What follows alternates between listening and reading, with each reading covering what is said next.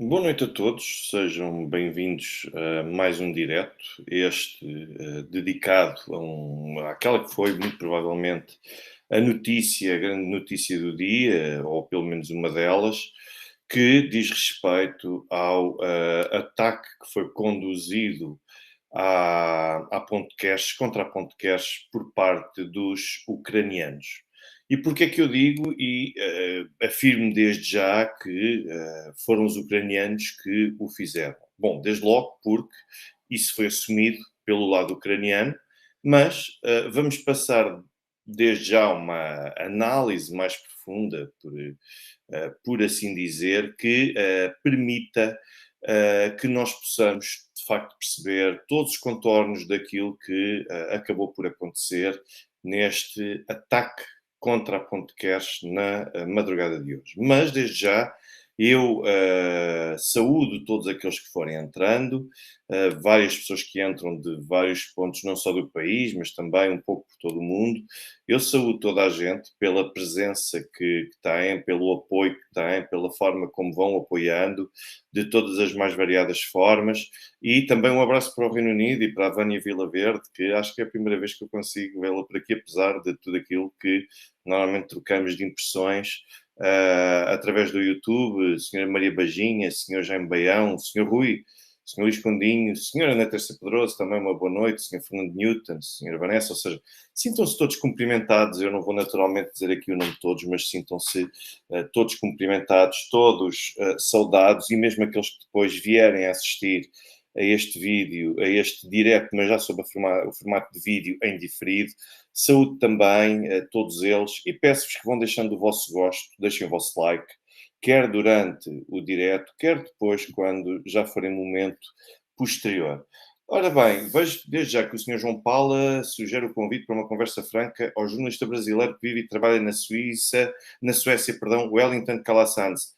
É verdade, eu por acaso conheço e já troquei algumas mensagens com o Sr. Wellington Calasanz, é verdade, e estava era à espera que ele um dia passasse aqui por Portugal, porque eu sei que estando na Suécia e tendo as ligações ao Brasil que tem, que se tornaria muito mais fácil para nós podermos ver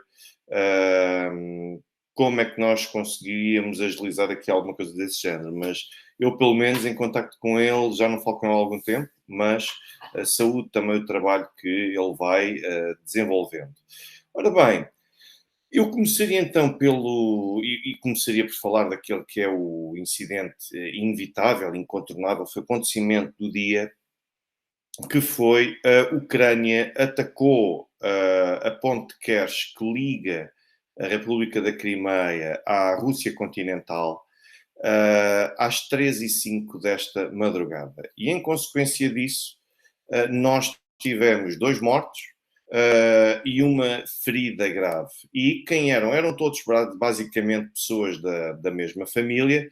Nós estamos a falar dos pais de uma jovem ou de uma menina. Eu, por acaso, passou-me ao lado da idade que ela teria, mas tenho a noção de que seria bastante pequena ainda, sendo que os pais morreram, ela com 36 anos, a mãe, e o pai com 40 anos. Estamos a falar de uma família muito nova e que acabou por ser uma vítima, acabaram por ser vítimas colaterais de um incidente que se pretendeu conduzir contra a Ponte Queres e com total indiferença pelo movimento que estaria naquele momento a circular na Ponte Queres. Ora bem, sobre isto, desde já o que eu destaco é que Serhiy Sternenko, que é um conhecido advogado, também ativista, nacionalista de extrema-direita, que tem um canal muito popular no Telegram, portanto não seria outra coisa de esperar, tudo o que significa conteúdos odiosos e alguém com conteúdos bastante violentos contra terceiras pessoas, sobretudo terceiras pessoas que um determinado público possa não gostar, como é o caso dos russos por parte dos ucranianos, então naturalmente que este ucraniano, Serhiy Sternenko, acaba por ter bastante público e bastante popularidade. E o que ele fez foi basicamente, primeiro fez troça de uma forma absolutamente grosseira de tudo aquilo que aconteceu, do facto de terem morrido duas pessoas e ter saído uma pessoa ferida.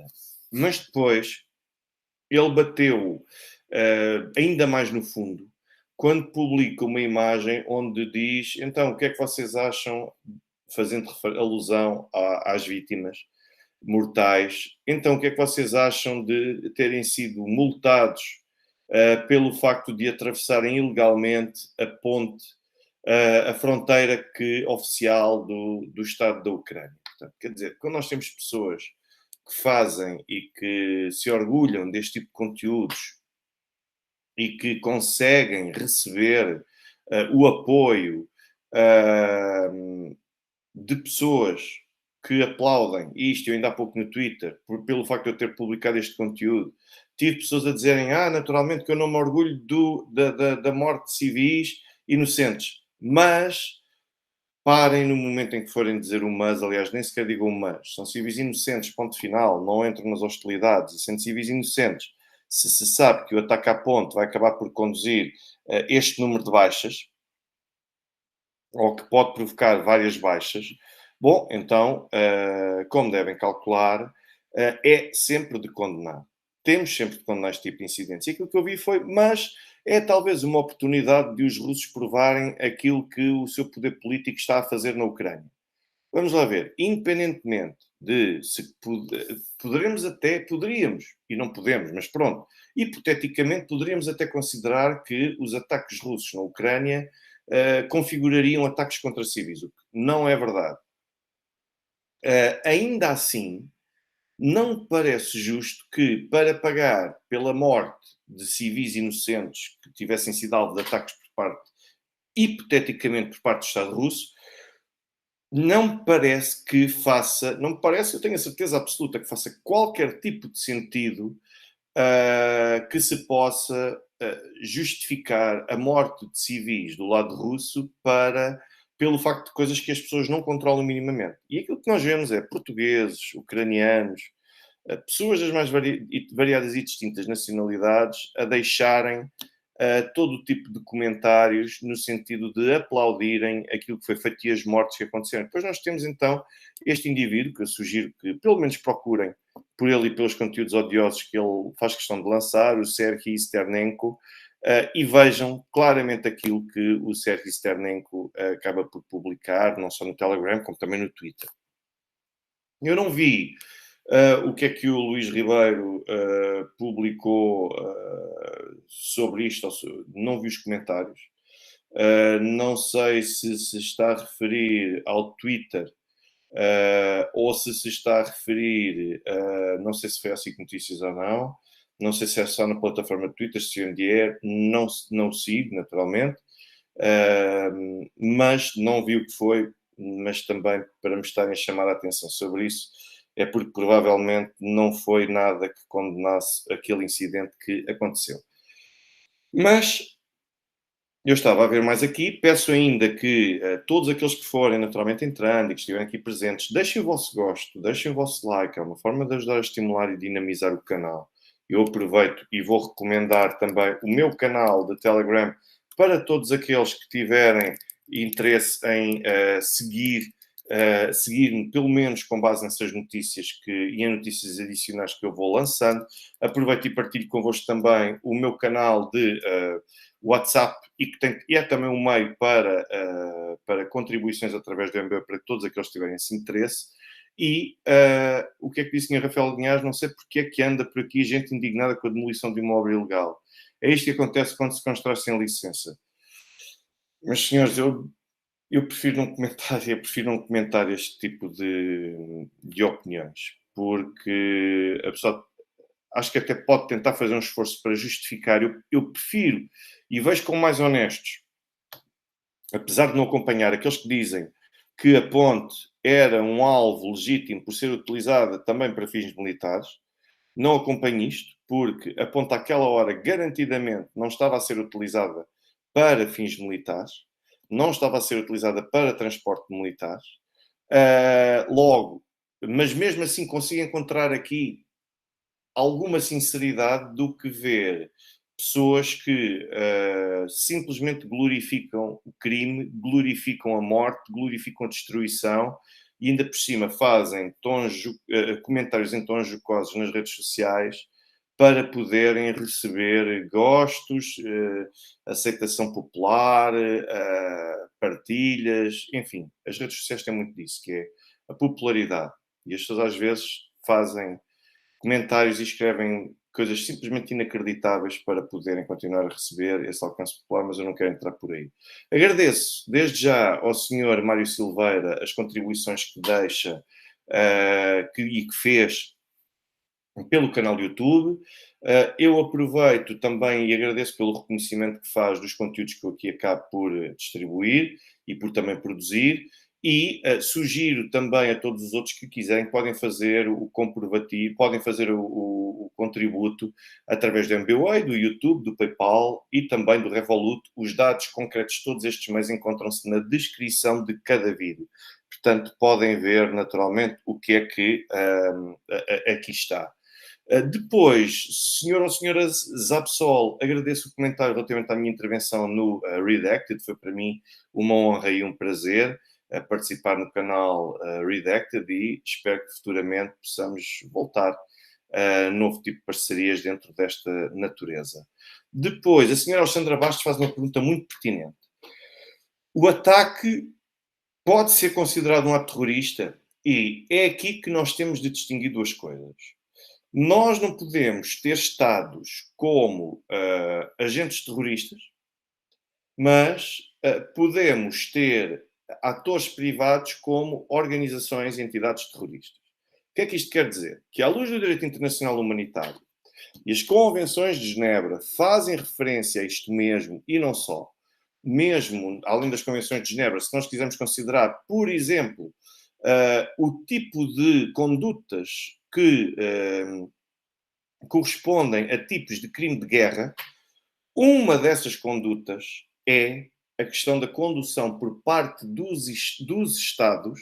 Não estamos a falar de grupos privados como a Al-Qaeda, o Estado Islâmico, não estamos a falar disso, estamos a falar de Estados. Os Estados podem conduzir atos terroristas. Podem, como quem diz, quando eu digo podem, não é no sentido de que é legítimo ou que é legal, é no sentido de que a lei admite a possibilidade e pune até,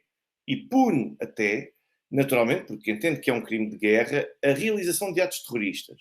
Mas os atos terroristas não fazem de um Estado propriamente dito um Estado terrorista. É isso que eu gostava que conseguissem perceber. Tudo aquilo que revestir a forma de terrorismo ou de ataque terrorista pode ser conduzido pelo Estado para combater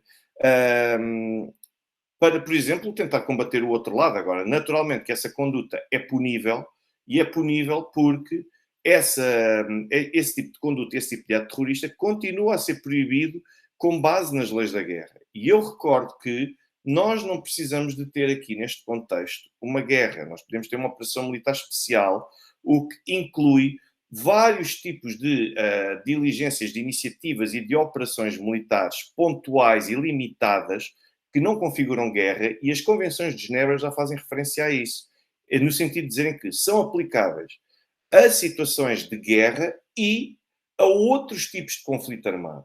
A partir do momento em que as convenções de Genebra fazem referência, além da guerra, a outros tipos de conflito armado, estamos a admitir que não existem só guerras como conflito armado.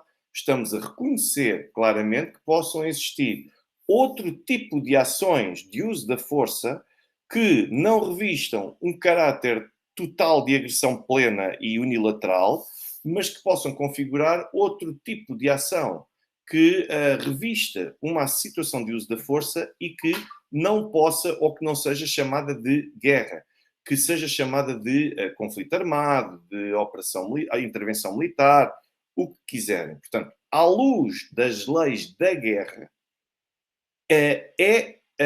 está previsto que os Estados possam conduzir atos terroristas contra outros Estados ou contra grupos privados e contra grupos de civis até. Agora, está prevista a possibilidade de realizar a conduta, mas não está prevista a possibilidade de esta conduta, deste ato terrorista, poder ser considerado um ato legítimo, seja em que circunstância for. Eu espero ter sido muito claro, porque as pessoas dizem-me sempre, agora, eu vejo sempre que eu faço alusão a ato terrorista, as pessoas fazem-me sempre a referência quando são os ucranianos é um ato terrorista, quando são os russos é um ato legítimo de operação militar especial. Não é verdade. Eu sempre disse desde o início que devemos admitir a hipótese de os russos terem atos que violem naturalmente a legalidade e a proporcionalidade, a necessidade também e a mediação, que vários tipos de atos são os três requisitos que devem estar preenchidos. Há quem diga que só existam dois deles e que um deles compreenda o terceiro, mas é de admitir que, naturalmente, que a Rússia tenha cometido excessos e, quando cometa excessos, possa ter até algum tipo de ações que possam configurar situações de crime internacional. Da mesma forma que os ucranianos possam exceder-se na mesma medida relativamente aos alvos, relativamente aos meios utilizados, ao momento em que conduzem esse tipo de ações. Portanto, tudo isto é de admitir.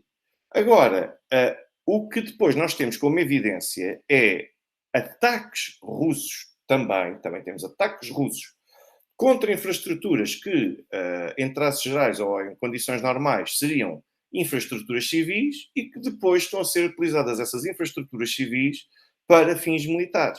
Nomeadamente, o momento, lá está, em que esteja a passar um comboio militar com o transporte de armamento ou de combatentes numa ponte, e essa ponte ser alvejada até pelo facto de poder facilitar ou não essa circulação de mercadorias, o famoso ataque a um centro comercial, que já aconteceu mais do que uma vez, e o que eu até me lembro que o Pedro Mourinho, na TVI, ainda estava na TVI, fez um direto antes de ir para a CMTV, em que disse e assumiu, bom, aqui neste parque de estacionamento estavam alojados equipamentos militares de um centro comercial.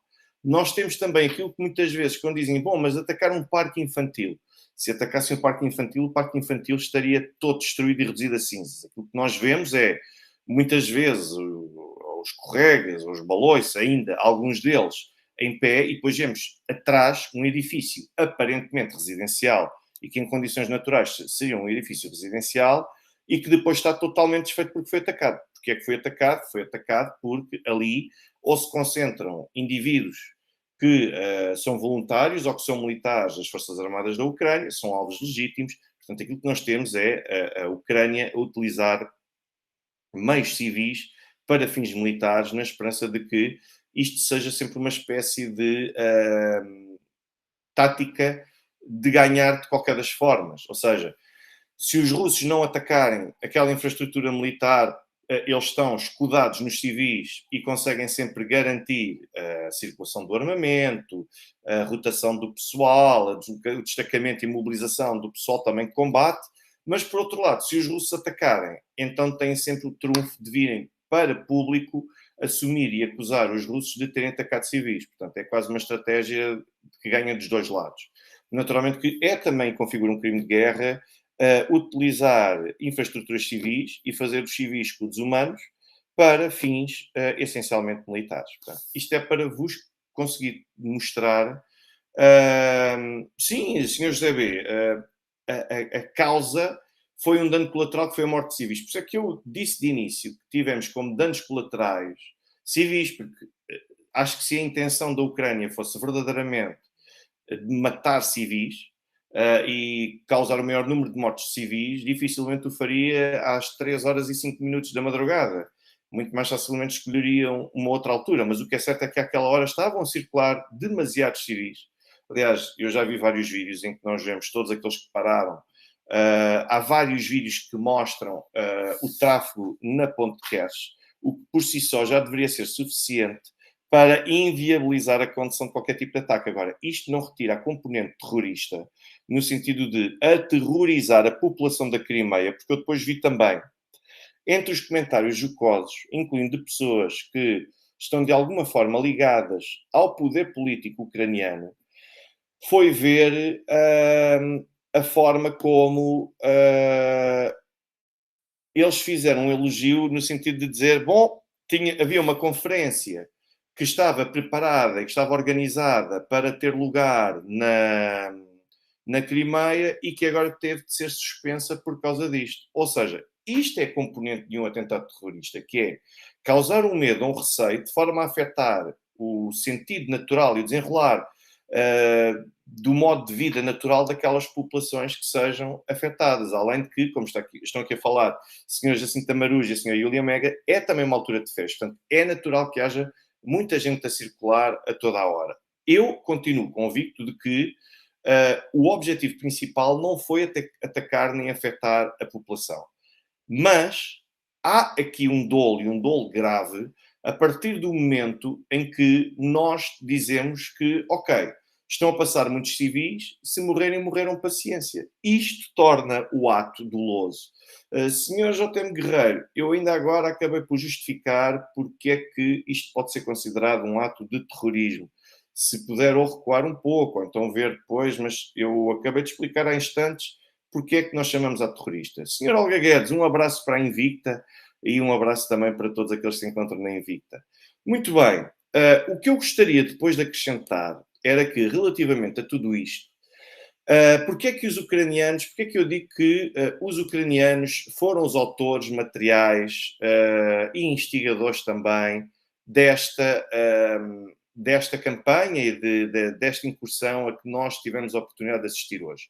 Eu vou partilhar convosco uma ligação, que é um site da BBC. Houve uma notícia da BBC que foi publicada hoje e que, deixem-me ver que isto agora, enfim, isto às vezes não é fácil, porque não sei porquê, mas ele não quer aceitar a abertura das janelas, e eu peço imensa desculpa por isso, mas vou tentar de outra forma para ver se vos mostro a peça da BBC que dá conta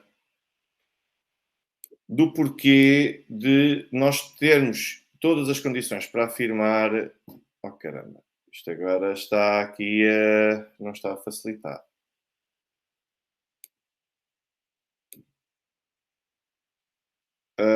Eu gostava de facto de vos poder mostrar o que é que aqui está, mas não está certamente fácil de conseguir mostrar uma janela. Eu bem tento.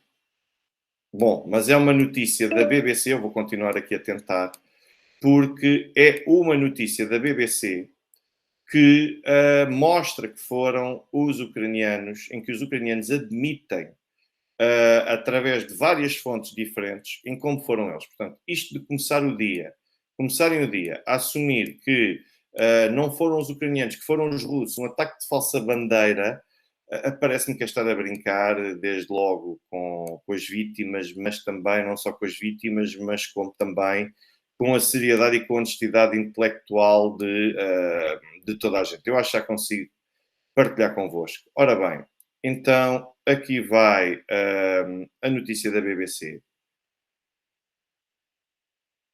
Já consigo aqui partilhar. Portanto, esta notícia foi partilhada hoje pela BBC. Deixem-me só aqui recuar, porque eu tinha vários links abertos. Vejam que, portanto, 17 de julho de 2023, vejam que teve atualização há 3 horas, mas pronto, começou a haver atualizações desde as 6 da manhã. E o que é que eu vos posso dizer relativamente a esta notícia? Bom, o que aqui diz basicamente é que, deixem-me ver se eu consigo ampliar, mas o que aqui diz basicamente é o que é que se diz sobre o ataque à ponte na Ucrânia. E depois, basicamente, aquilo que aqui está a dizer é, oficialmente, as autoridades ucranianas não se responsabilizaram pelos danos causados à ponte. Mas aquilo que aconteceu foi que o próprio SBU, portanto, nós temos os serviços de segurança da Ucrânia, serviços de informações da Ucrânia, recorreram a um tom irónico para dizer que esse ataque à ponte Kerch foi, na verdade, uma operação especial das forças navais da Ucrânia e dos serviços de informações ucranianos. E depois diz, a ponte foi atacada com drones de superfície. Foi difícil chegar à ponte, mas no final tornou-se possível. Disse uma das fontes que, na altura, acabou por não avançar. Mas depois temos um comentário ou um comunicado oficial que foi recebido pela BBC, em que a SBU veio dizer que o Serviço de Segurança da Ucrânia definitivamente revelará todos os detalhes sobre a organização do algodão após a vitória. É claramente uma simbologia. E depois diz, enquanto isso, nós estamos a ver com interesse como é que um dos símbolos de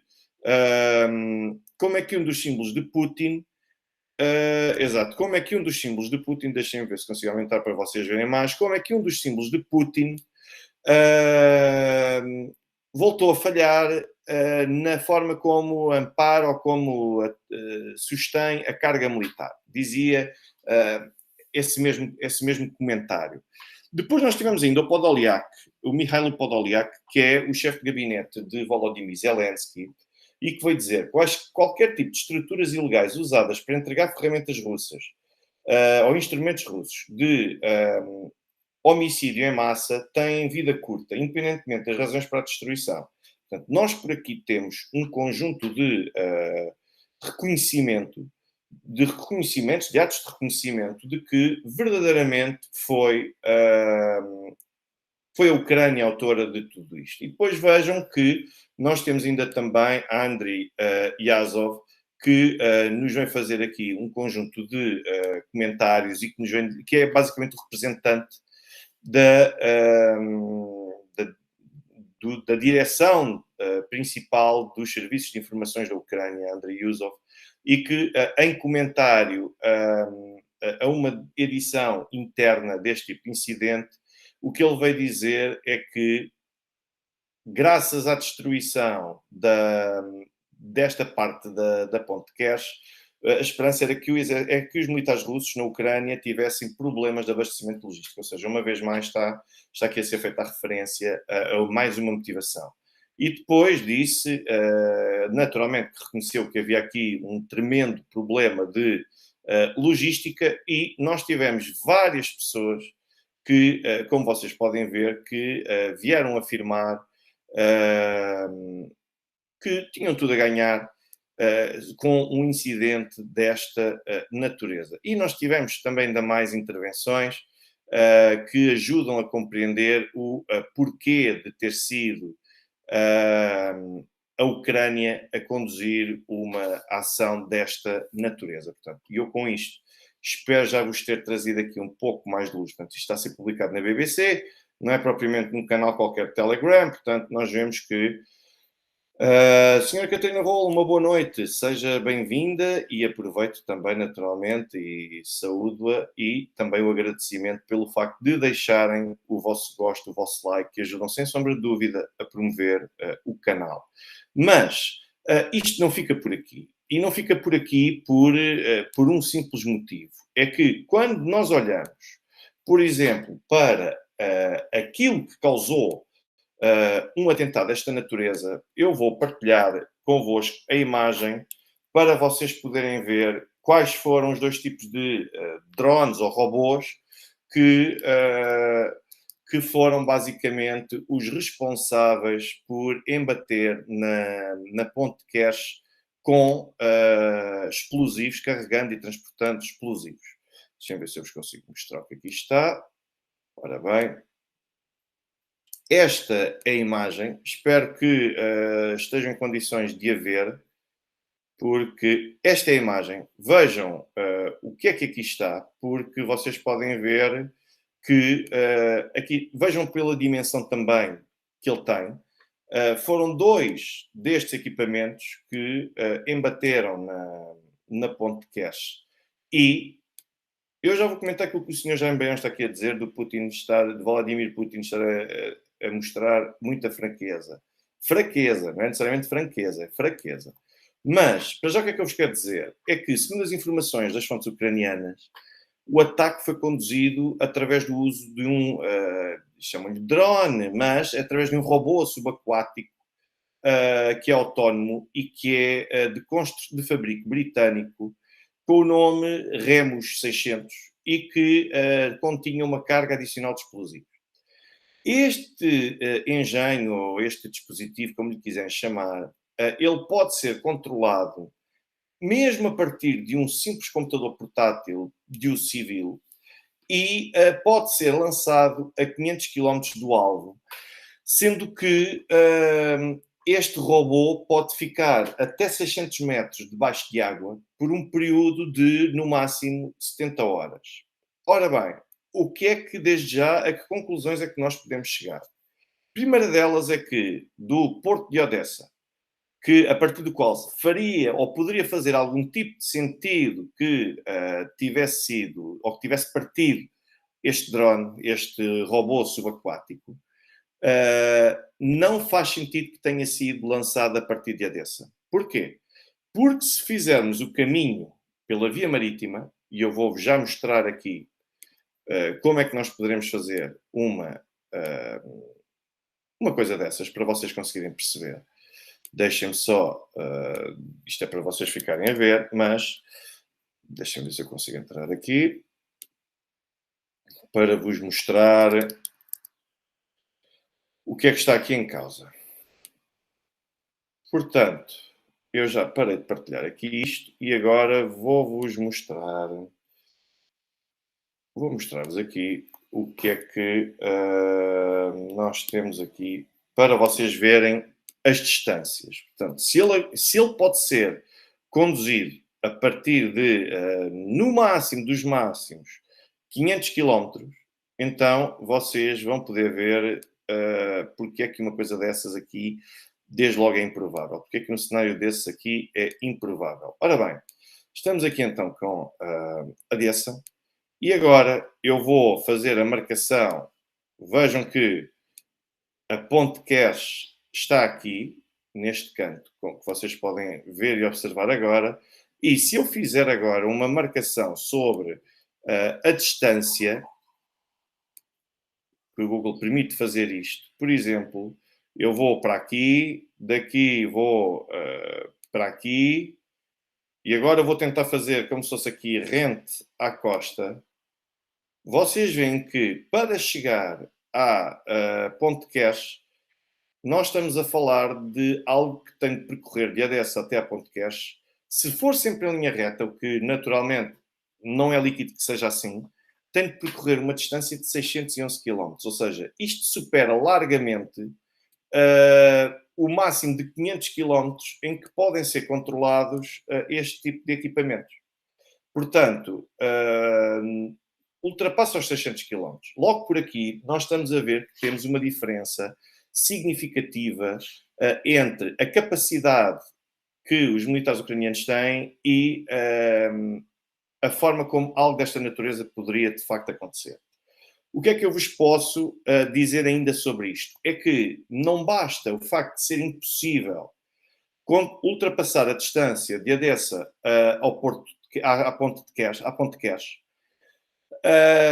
como nós o que poderemos ainda também estimar é que, no mínimo, se este robô subaquático só aguenta um máximo de 70 horas debaixo d'água, sem ser identificado, isto quer dizer que, na pior das hipóteses, para poder rebentar na madrugada de domingo para segunda, este drone, este robô, teria de ter sido depositado ao longo do dia de sexta-feira e desde sexta-feira, no meio do dia, mais ou menos de sexta-feira, até praticamente desde a madrugada de sexta-feira, até à hora em que se fez rebentar para manter, se fizeram explodir para manter a autonomia, tinham ao longo deste tempo todo, poderiam ter sido distribuídos.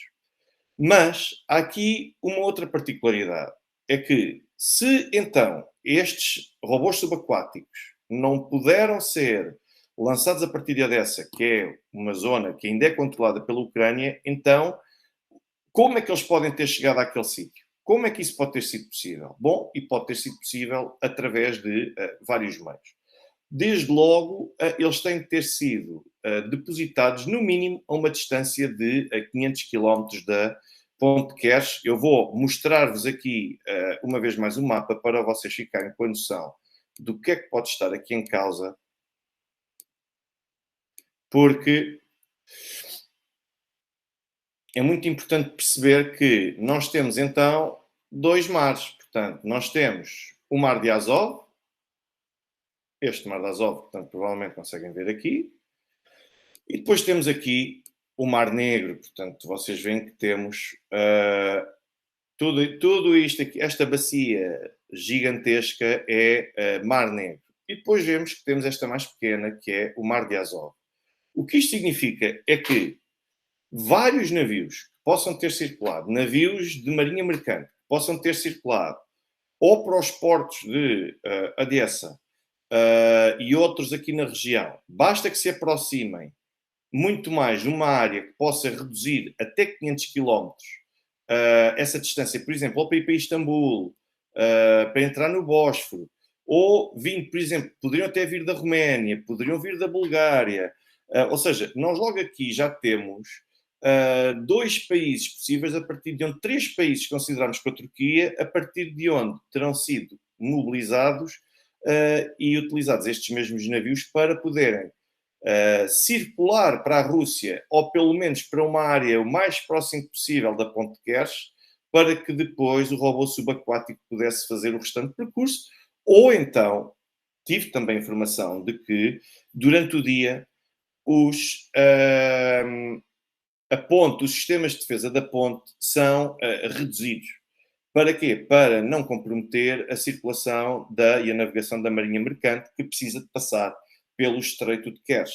Portanto, qualquer tipo de navio comercial e de embarcação comercial que queira vir para esta área litoral da Rússia, acaba por precisar de passar pelo Ponte de Kerch. Vejam que Mariupol é também uma das cidades que implica esse mesmo esforço. O que nós podemos retirar daqui é que temos desde já três grandes, além da Ucrânia, através de qualquer meio que todos nós desconheçamos e que possa ser possível, mas nós temos aqui a hipótese de sair para não levantar suspeitas e para se poder aproximar do local, que alguém tenha utilizado navios da marinha mercante que tenham partido da Roménia, da Bulgária ou até mesmo da Turquia e que se tenham aproximado o mais possível. Vocês vejam que, por exemplo, quando nós pensamos aqui na ponte de Kerch, nós poderemos, se medir a distância dali, por exemplo,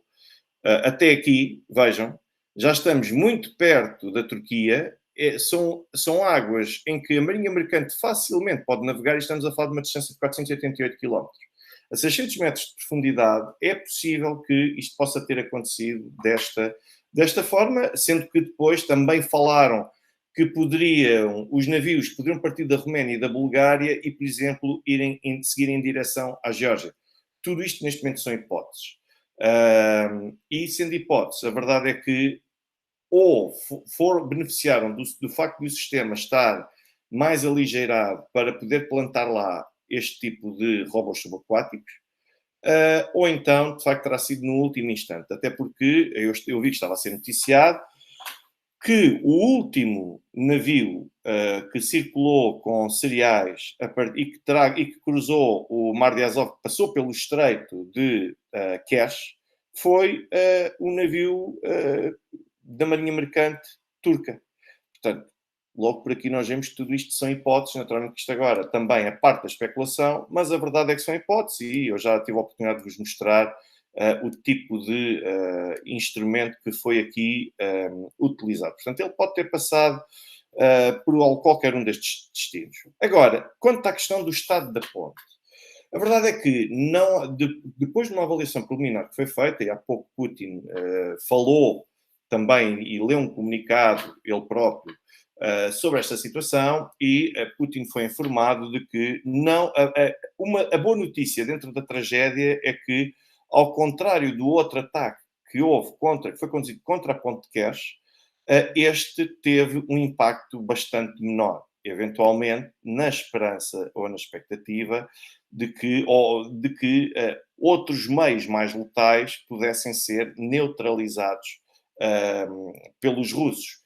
Mas já não é só isto. O que está aqui também depois em causa é que o leito da estrada acabou por ser uma das faixas de rodagem da estrada que está por cima da ponte, foi danificada, a ferrovia não foi danificada e as estruturas dos vãos foram, de certa forma, abaladas e afetadas, mas continuam instaladas nas suas bases. Ou seja, a ponte pode continuar operacional. O impacto foi muito menor do que aquele que houve no ataque anterior. E a recuperação da ponte para poder retomar a normalidade em termos de trânsito, estima-se, pelo menos anunciou o vice-primeiro-ministro da Rússia, que terá lugar em setembro e que se espera que até dia 1 de novembro de 2023 que a ponte de Kerch já esteja totalmente reparada, como se nada tivesse acontecido. E quando se diz reparação, já não é só no seu aspecto funcional, é também no seu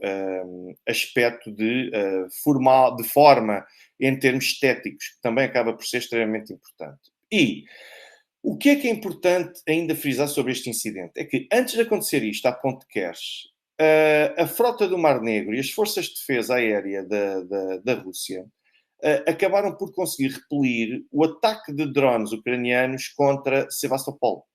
As forças armadas russas conseguiram abater 2 drones e suprimiram mais outros 5 através da interseção do sinal pela forma eletrónica. Portanto, isto é uma forma não letal de conseguir travar os drones, que é cortando o sinal e conseguindo, e até criando confusão no sinal do drone para obrigá-lo a ir para um outro lado e a poder ali rebentar ou explodir.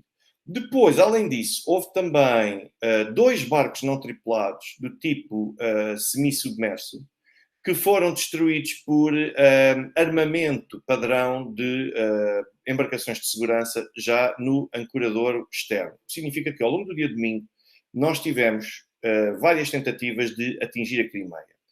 E, por outro lado, é de admitir que, e eu vi isto em vários especialistas russos, quando eu digo vários especialistas, não é só pessoas que têm canais de Telegram que estão aqui a sugerir coisas, algumas delas naturalmente com razão, outras nem por isso, mas sem conhecimento técnico. Portanto, quando eu digo especialistas, são pessoas com conhecimento técnico daquilo que aconteceu e que estudam estes eventos a uma escala completamente diferente daquela que o cidadão comum acaba por fazer.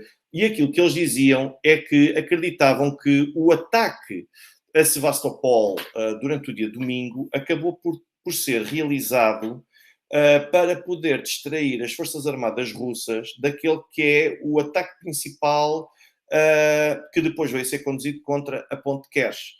E há ainda indicações também de que os ucranianos poderiam desencadear um trabalho de reconhecimento como forma de poder detectar fraquezas na defesa aérea russa e também nos sistemas de interseção de sinal, interseção eletrónica, aquilo que se chama, e que cada vez mais está cada vez mais comumente conhecido como sendo a guerra eletrónica, que é através destes aparelhos conseguirem, e destes meios, conseguirem travar e neutralizar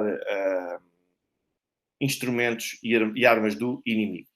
E depois é basicamente aquilo que se chama de pequenas alfinetadas, ou seja, há uma relação direta que nós devemos estabelecer entre o ataque de domingo a Sevastopol e o ataque à ponte de Kerch, sendo que a Ucrânia faz uso daquilo que já há uns dias também acabou por ser conhecido como sendo a chamada tática das alfinetadas ou das injeções. Portanto, ou seja, várias alfinetadas em vários pontos permitem reconhecer o trabalho das ações de neutralização que são conduzidas pelas Forças Armadas Russas.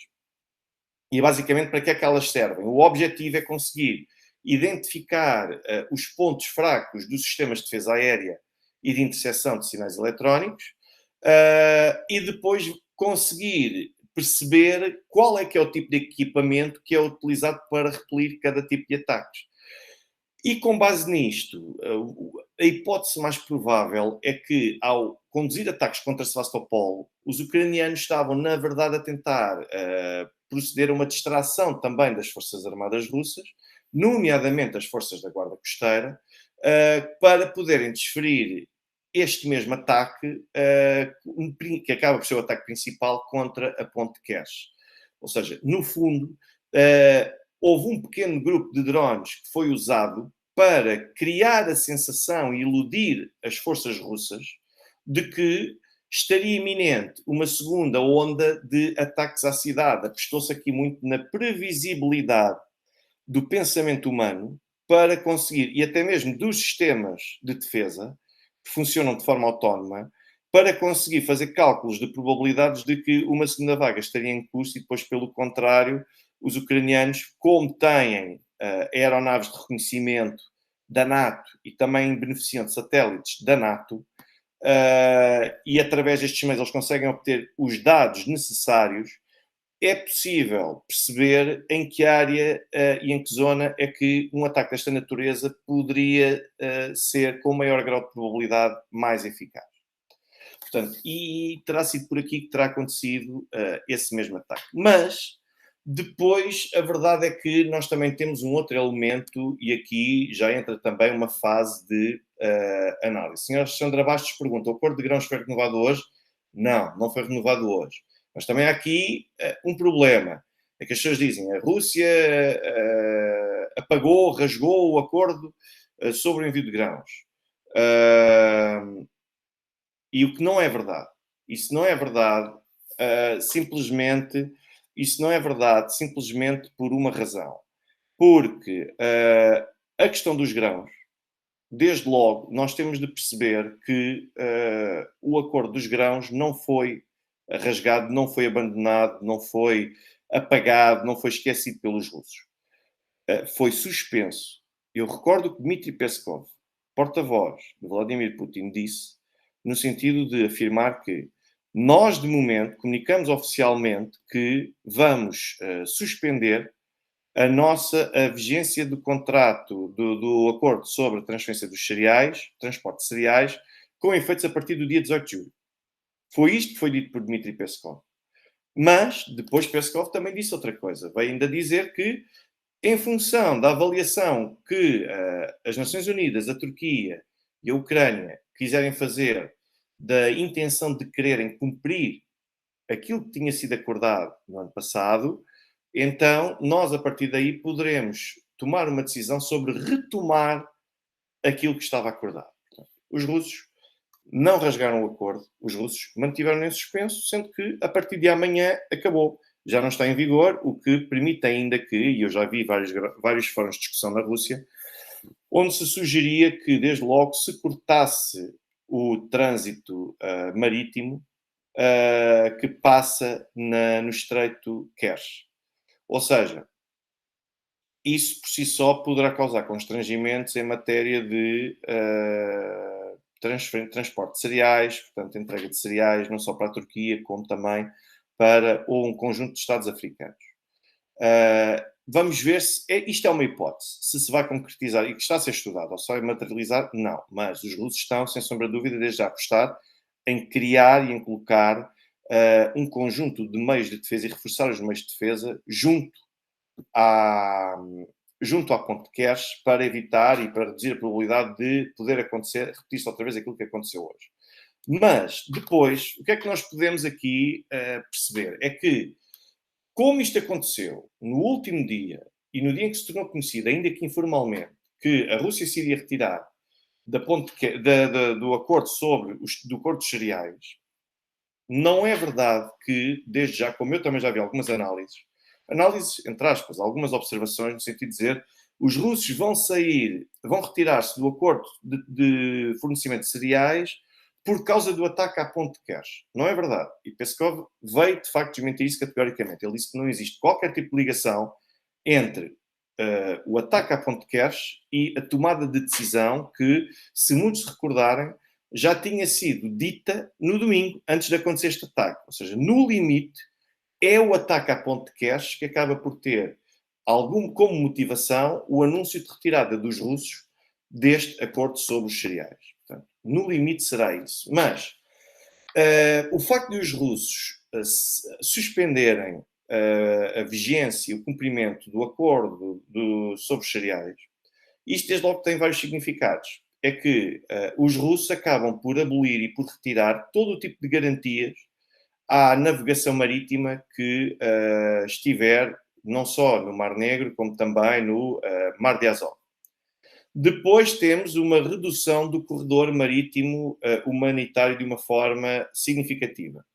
Tivemos já como outra consequência o aumento do preço dos cereais, dado o alarme e pelo facto daquilo que toda esta situação acaba por criar em termos de insegurança alimentar. E depois temos a restauração do sistema de uma área temporariamente perigosa na região noroeste do Mar Negro.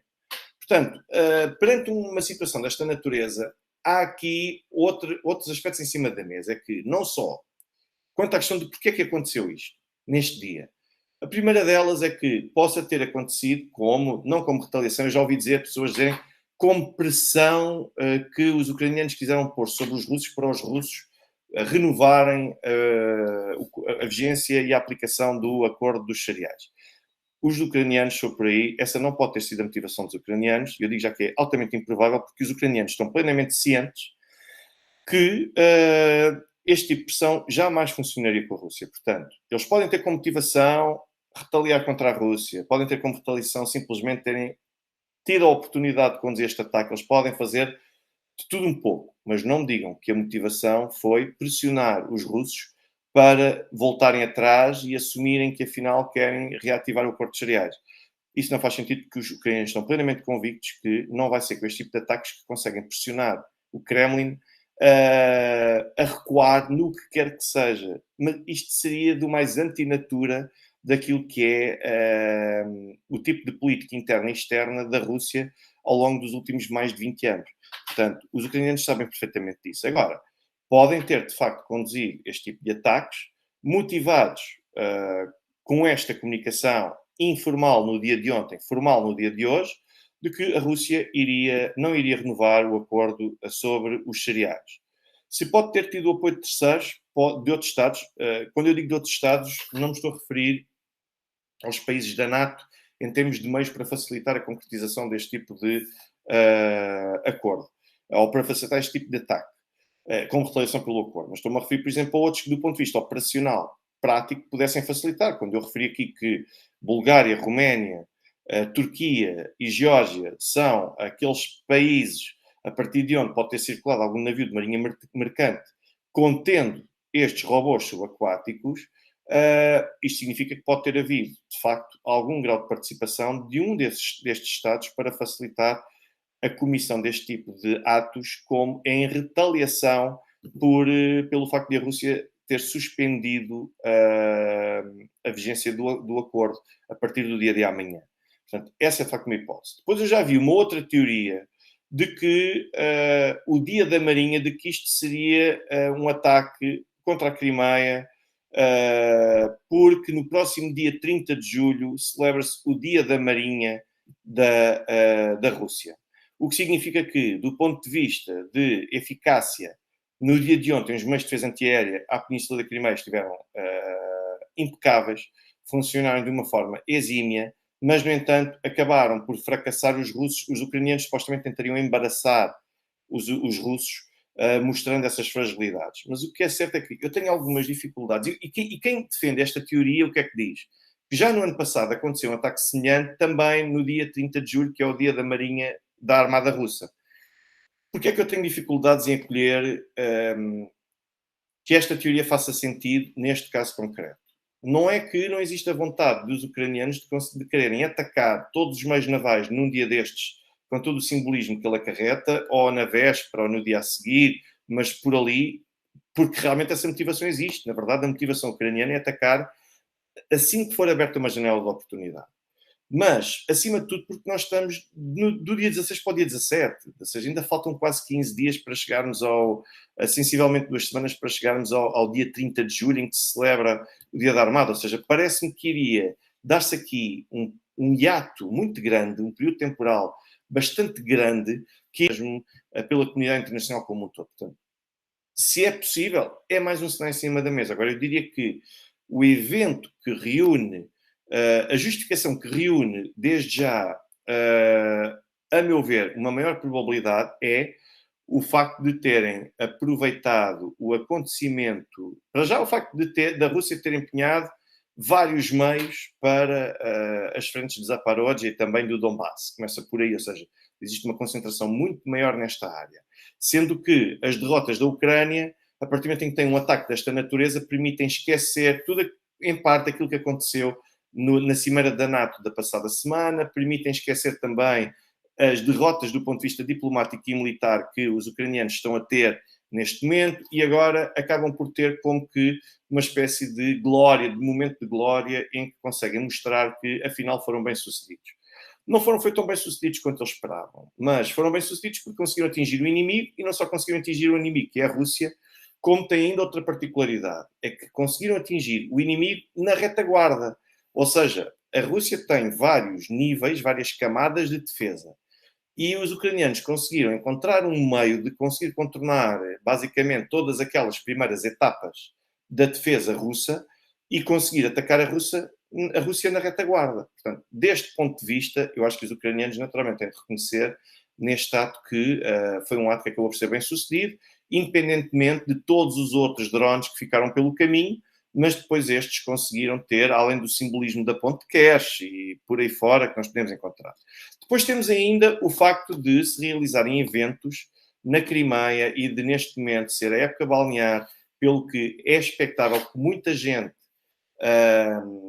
se apresse a ir para a Península da Crimeia para beneficiar e para usufruir de férias, embora há até uma certa desilusão, e deverá aqui haver uma certa desilusão do lado ucraniano, porque o principal destino de férias e de excelência no ano de 2023 na Rússia não está a ser a Crimeia, os russos não estão a correr para as praias da Crimeia e nem é por uma questão de medo daquilo que pode estar a acontecer. Naturalmente, muitos serão, mas outros querem experimentar outro tipo de destinos. E se há muitos, por exemplo, que vão para Sochi, por exemplo, para poder beneficiar das condições que se verificam na Rússia, muitos querem ir para o Mar Negro, outros querem ir para o Mar de Azov, mas o principal destino em 2023 é o Daguestão. Muita gente pensa, mas o que é que raios vão fazer para o Daguestão? Bom, desde logo, é a vantagem de ter um país multicultural e multiétnico, é que é uma oportunidade para usufruir, para gozar de um período de maior calor, como é o verão, numa zona que lhes permite, para todos os efeitos, quase como estão na Rússia e é como se estivessem fora da Rússia. Porque o Daguestão tem contornos e tem características que, por si só, são excepcionais e permitem e viabilizam este tipo de destino. Eu vi ainda há cerca de 15 dias que o principal destino turístico nesta época de verão é o Daguestão. Não é a Crimeia, não é sequer a costa do Mar Negro, a costa do Mar de Azov, está a ser exatamente tudo a questão. Portanto, como veem, por aí isto falhou. E eu acredito que tudo isto sejam motivações, sendo que, aproveitando o momento da discussão em torno do acordo sobre os cereais e da comunicação informal de que a Rússia se retiraria, tudo isto acabou por se verificar e por se conjugar como sendo o momento certo para conduzir este tipo de ataque.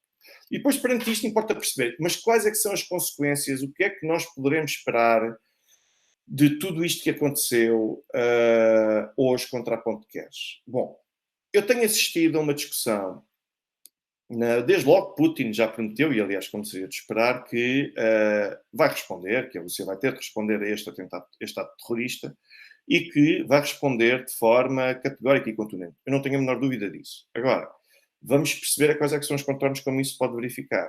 E há aqui um aspecto que eu tenho notado em inúmeros fóruns e referências de especialistas, pessoas ligadas também ao poder político, não necessariamente ao governo, mas pessoas ligadas a outros órgãos de soberania, nomeadamente a Duma, o Conselho da Federação, que é o equivalente ao Senado, e um conjunto de outras pessoas ligadas, assim como sendo especialistas e ligados a um ponto de vista importante, e que têm dito o seguinte: os ucranianos, atacam a nossa ponte e, no entanto, em Kiev, eles continuam com as pontes todas erigidas.